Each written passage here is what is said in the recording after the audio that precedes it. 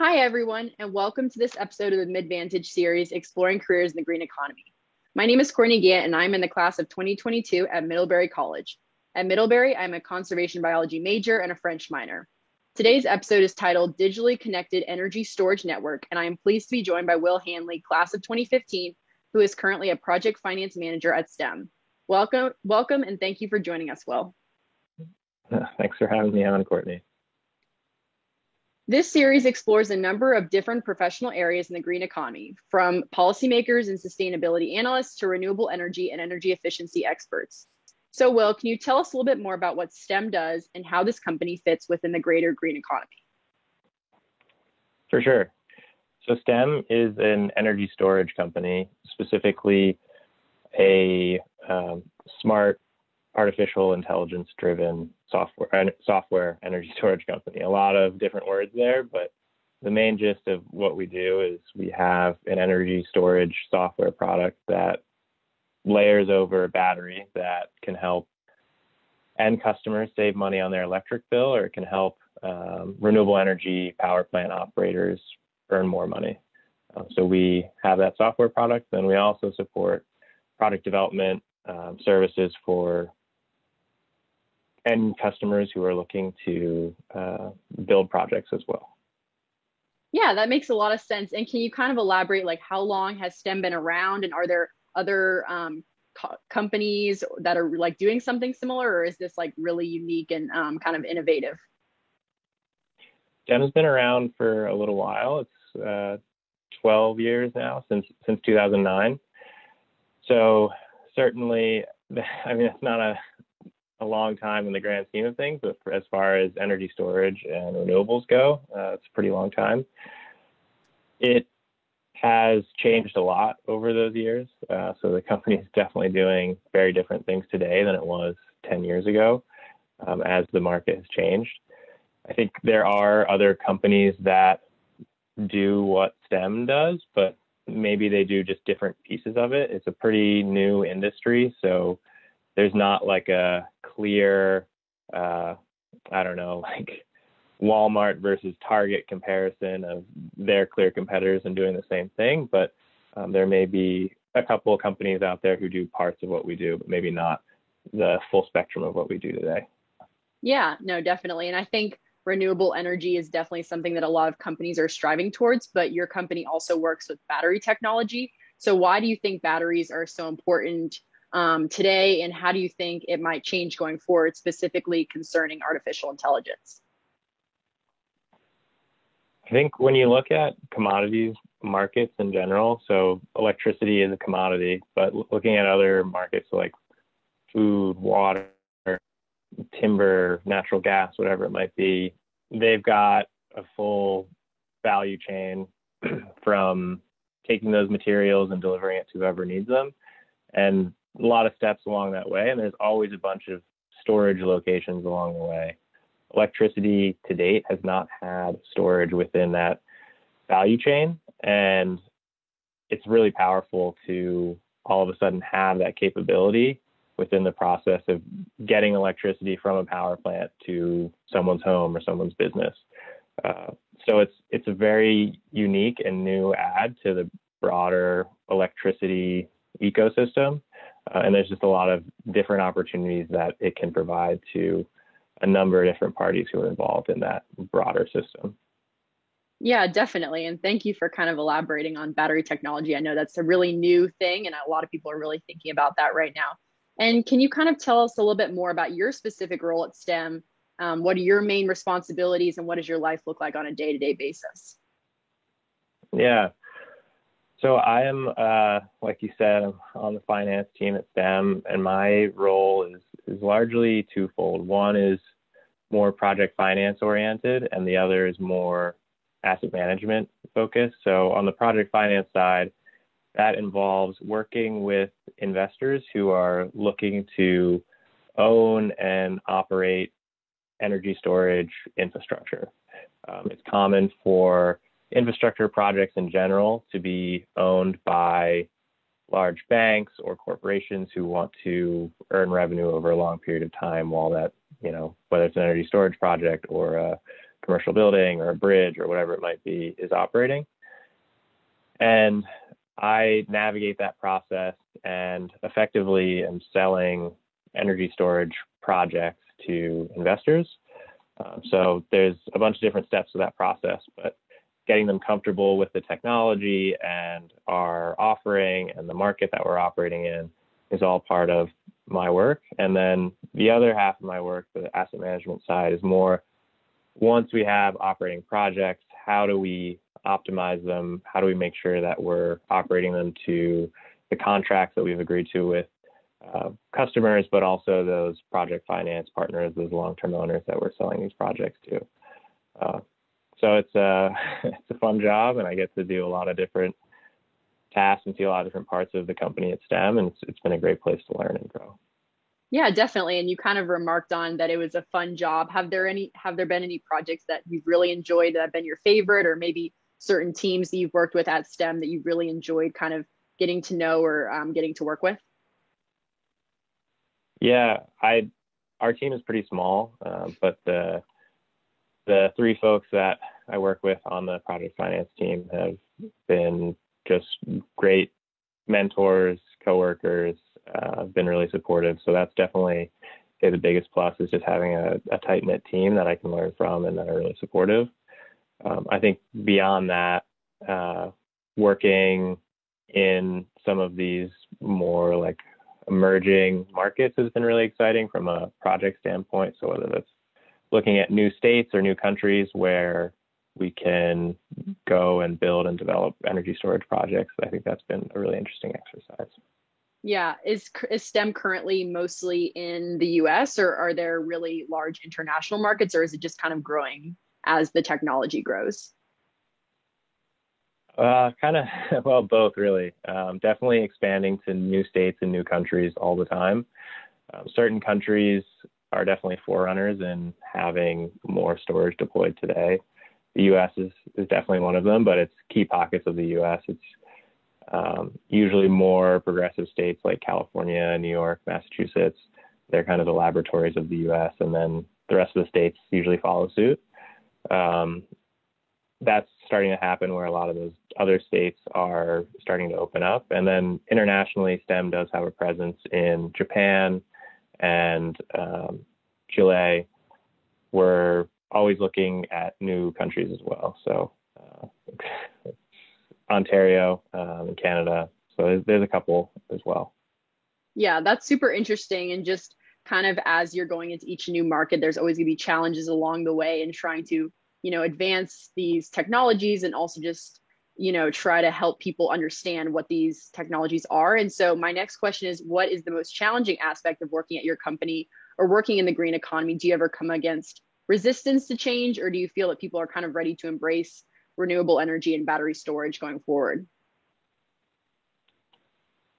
I think there's a lot of interest in energy storage, the technology, both from customers, but also from my perspective, these investors who want to be long-term owners of these projects. And that's great. And it means that there's a lot of demand out there for these projects. I think the educational piece is definitely key, like you were saying. So people, they want to jump into this space, but then as they start to dig in, there's a lot of learning and education that needs to happen in order to actually transact on projects or with end customers. So that's definitely a key part and a hurdle to get over. I think beyond that, there's a lot of, with the fast growing new industry, there's a lot of just constant change. So what the industry looks like today is going to be pretty different from next year. And I think that's going to continue to happen. So keeping pace with the latest is always a challenge. The last thing that comes to mind is, in addition to that quick pace, it also means that there's a lot of expansion and contraction. So there might be supply chain issues, or companies might go out of business, and that can just throw some interesting curveballs in the mix of customers that you're working with, or suppliers that you're working with who are either doing really well, or all of a sudden they're out of business the next day. So yeah, definitely. There. And I think it's interesting kind of you talking about the future and what the future of the energy efficiency space is going to look like. And that segues really well into my question about artificial intelligence. I know that your company is that's like one of the main premier focuses. And so how do you think that artificial intelligence will continue to shape the energy efficiency space and kind of the broader green economy going forward? I think it really depends on the sector within the broader green economy. For energy storage specifically, I think it's really critical. You can have a battery that is, I don't know, at a customer site or on the electric grid and it's providing services, but you would need someone there at all times to operate it and tell them when to charge and discharge. So having a software layer that can intelligently tell the battery when's the most optimal time to provide the most value, whether that's for like dollar reasons or if that's due to, say, like a grid outage or something like that, is hard. And often you have to make those decisions really quickly because it's electricity. So having the software capability is critical to operating a battery effectively. I think artificial intelligence for other sectors is important, but it really depends. There are certain industries, I think, where the value proposition is more clear cut. So if it's energy efficient lighting or something like that, I think there is some optimization that software can provide, but the value proposition is a little more straightforward in that you're just taking a less inefficient light bulb and replacing it with a more efficient one. How to turn it on and off is a simpler proposition than when to charge and discharge a battery relative to the entire electric grid. Yeah, definitely. And I'm just kind of curious, talking about the future for artificial intelligence and kind of when to charge your battery. Is this something that you envision could eventually be on like a residential scale with a person's like individual battery, like at their house, like a Tesla Powerwall? Or do you think that this is something that is going to be more at the industrial scale or maybe like large commercial plants? It'll be at all scales. I think the use case that's being explored will be different for each of those scenarios, and like why artificial intelligence is applicable to those different scenarios will change project to project. So at the really small residential scale, the artificial intelligence, I think, will be important for the homeowner, but maybe not as critical as it is for commercial and industrial customers. So for a homeowner, they really just want to get backup power. So it's kind of a binary. Do I have an electrical connection to the grid right now? Yes or no. Do I need to discharge my battery relative to that for backup power? Yes or no. So it's a little more clear cut, but it gets more interesting when you have many residential customers all talking to each other, and you can have this big aggregation of batteries that can then provide services to the broader electric grid. And that gets more nuanced and complicated. And you definitely need some strong software and artificial intelligence capabilities to make that happen. It's similar for commercial industrial customers in that you can aggregate them. That's very complex, but then also their electric bill structure is more nuanced than residential customers. So a little more complex in terms of when it's optimal to charge and discharge to save them the most amount of money. So varies a bit, but in general, I think it's helpful across all, from residential to commercial industrial and also utility scale projects, which we didn't touch on as much. Yeah, well, thank you so much for sharing these insights. As someone who is aspiring to work in the renewable energy and energy efficiency spaces, I'm curious about your own experience from campus to career. So I saw that you majored in film and media studies. So I was just wondering if you could tell us a bit more about your time at Middlebury and how you became interested in sustainability and working in the green economy. For sure. Definitely a roller coaster winding path, not a straight trajectory to where I am now. I didn't know what I wanted to study at Middlebury. I feel like that's somewhat of a common experience in the liberal arts world. But I knew that I liked generally sustainability topics, but I wasn't sure that that's what I wanted to do. So when I started, I was contemplating things like biology, environmental science, but wasn't totally sure about it. Ultimately settled on film, which sounds very different at first, but the theory that I had was I wanted an opportunity to explore a bunch of different areas, and I focused specifically on documentary filmmaking. And documentary filmmaking is similar to a lot of research projects in that you go deep on a topic and then you have to craft some sort of narrative around it. And I really liked that process. It allowed me to learn a bunch about a couple different areas. And ultimately I was like, oh, I do actually really like sustainability. That's really what I want to do. I decided that pursuing independent filmmaking or documentary filmmaking wasn't a path that fit for me. I really enjoyed it, but it's also really hard to be blunt. And there's definitely some incredible filmmakers that have come out of Middlebury who I admire a lot, but I don't think it was something that I was well cut out for. I was able to land a internship my junior year doing documentary filmmaking for a sustainability arm of a university in Chile. And luckily Middlebury helped set it up and help fund it, which was awesome. And I think went a really long way. But that really sparked my interest in like, I really got to get into the broader sustainability field. And from there, the following summer was able to land a marketing and communications internship at a consulting firm that specialized in sustainability. And that was really my entryway of doing sort of communications marketing work, which is similar in a sense to film and media, and using that as a point of, all right, I'm in the industry, now I got to figure out what it is within the industry that I want to do. And from there, found my way into energy storage and finance, and that's where I am today. But certainly had a lot of help along the way, and definitely a little bit of luck too.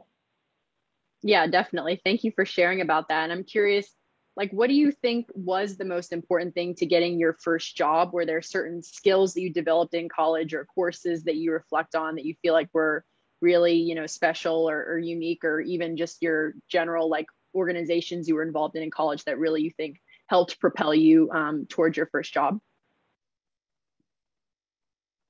Yeah, I think so.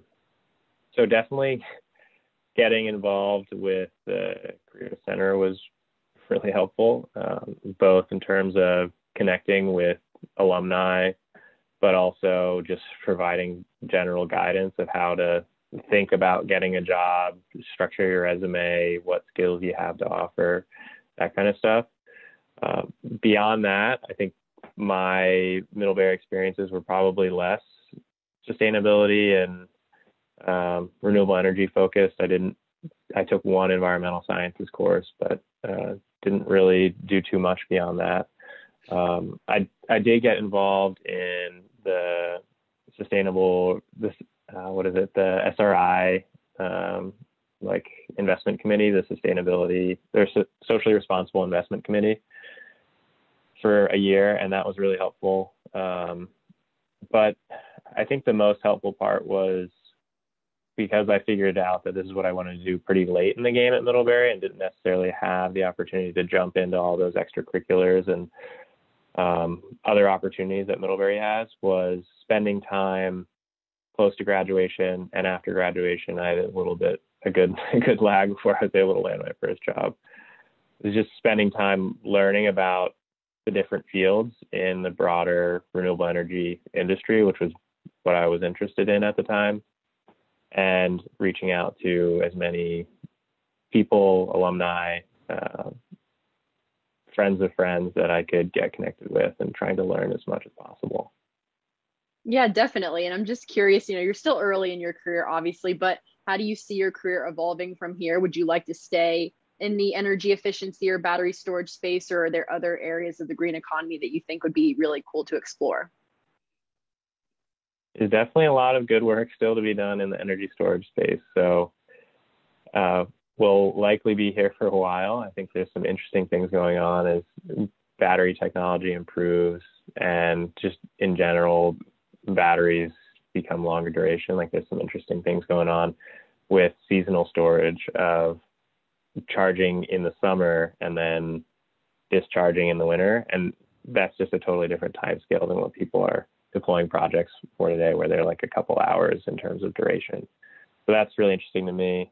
I am curious about other, call them green economy industry sectors.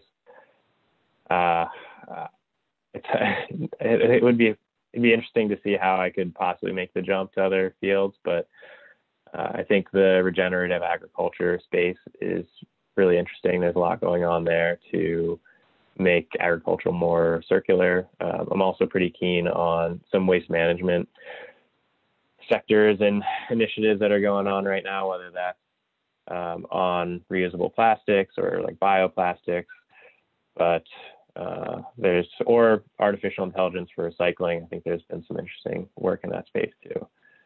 But those are those are more, I'd say, pipe dreams for now. Definitely will be in the energy storage space for a bit, I think.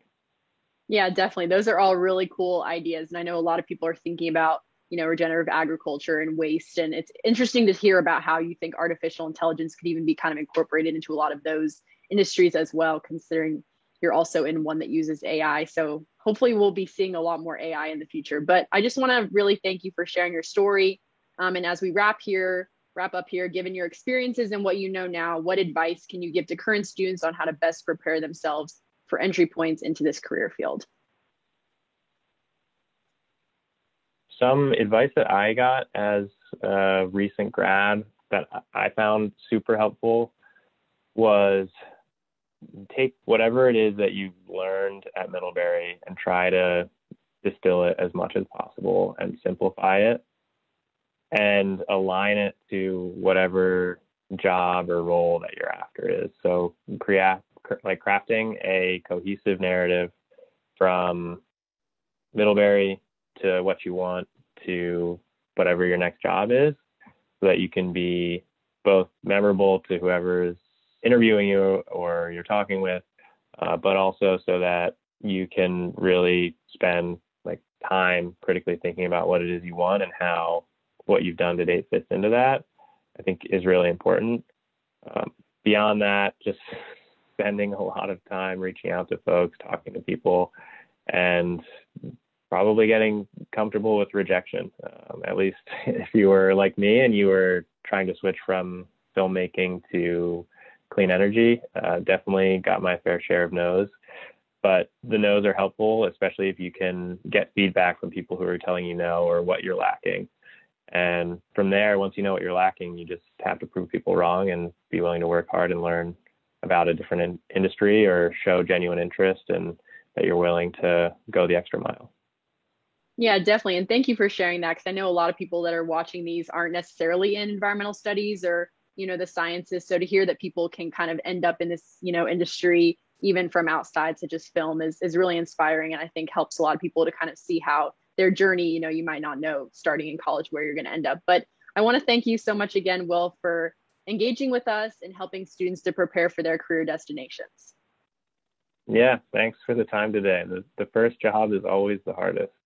So if you can figure out that one, the rest is a little bit easier. Thank you.